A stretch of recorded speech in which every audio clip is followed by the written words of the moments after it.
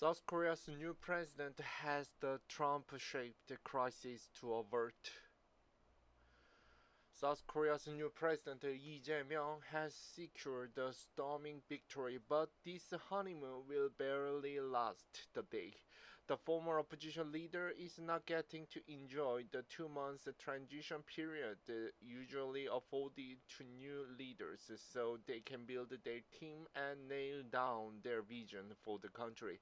Instead, he is entering office immediately to fill the hole left by the impeachment of former President Yoon Suk-yeol, who last December tried and failed to bring the country under martial law. In electing Lee Jae-myung, with almost 50% of the vote, South Koreans have vehemently rejected the military dictatorship that was almost forced upon them. Lee Jae-myung campaigned on the promise that he would strengthen South Korea's democracy and unite the country after the divisive and tumultuous 6 months. But that will have to wait. First, he has the Donald Trump-shaped crisis to avert.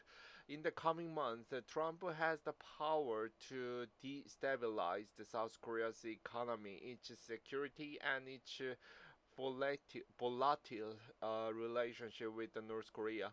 South Koreans were dismayed when Trump slapped the 25% tariff on all Korean imports in April, after already hitting the country with aggressive tariff on its core industries, steel and cars.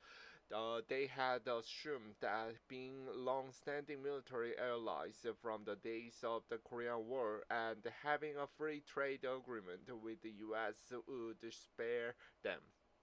If these tariffs take effect, they could trigger an economic crisis, a seasoned advisor to Lee Jae-myung's Democratic Party, Moon Chung-in, said. Before Trump's announcement, South Korea's economy was already slowing down. The martial law chaos constricted it further.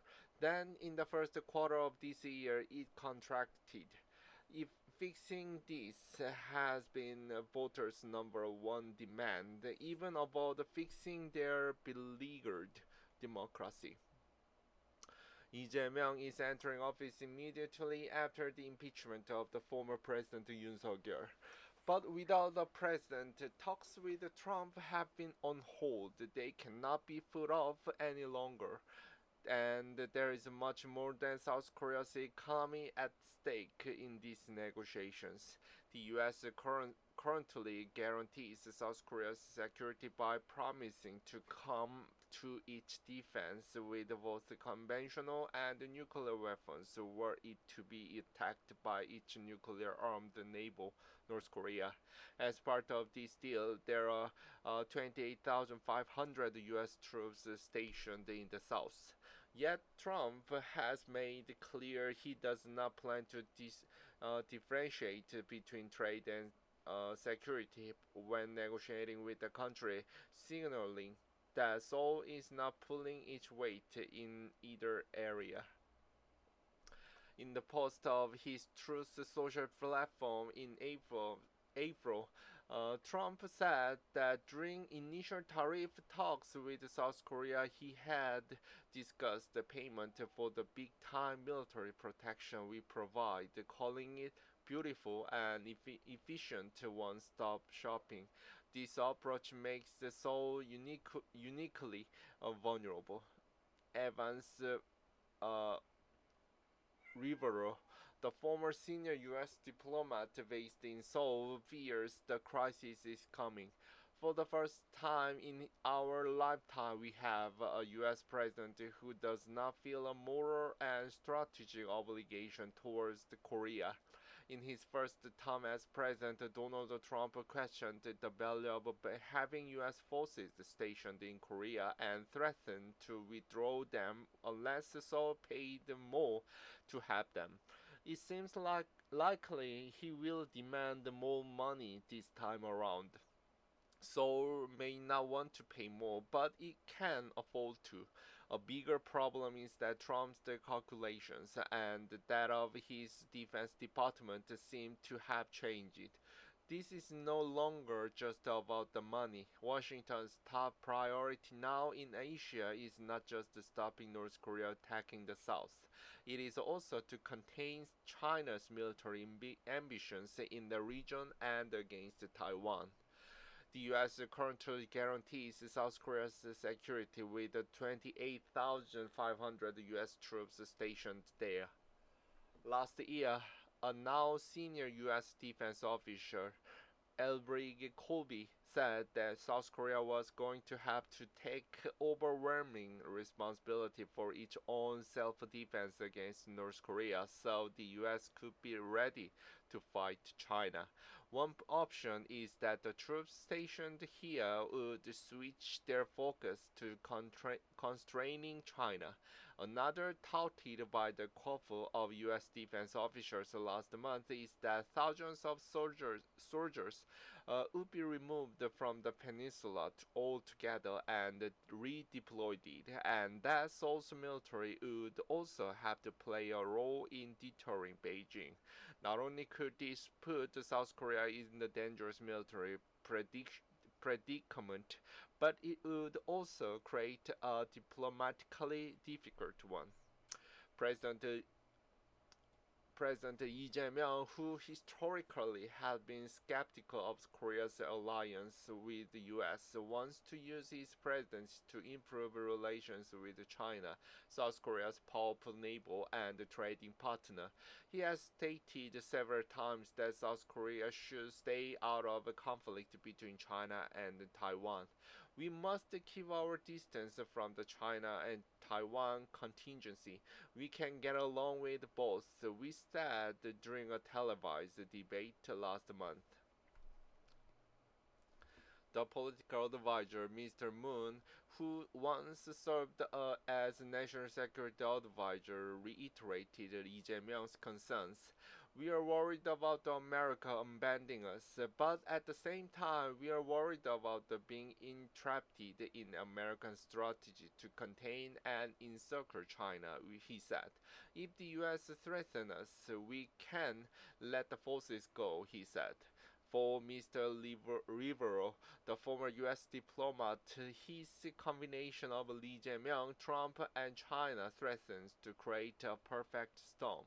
The two leaders may find themselves on very different pages, and that could be a recipe for the problematic relationship.